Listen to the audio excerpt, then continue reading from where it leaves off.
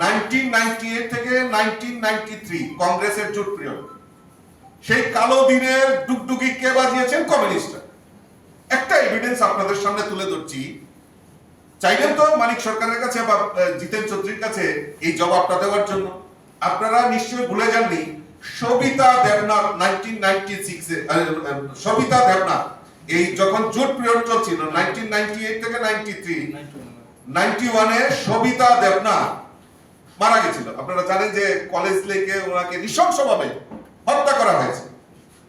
এই সবিতা দেবনাথ যারা আসামি, তারা 1996 এ এই সিপিএম কিন্তু এই যে সবিতা দেবনাথের মার্ডার নিয়ে তারা কিন্তু টুকটুকি বাজিয়েছে।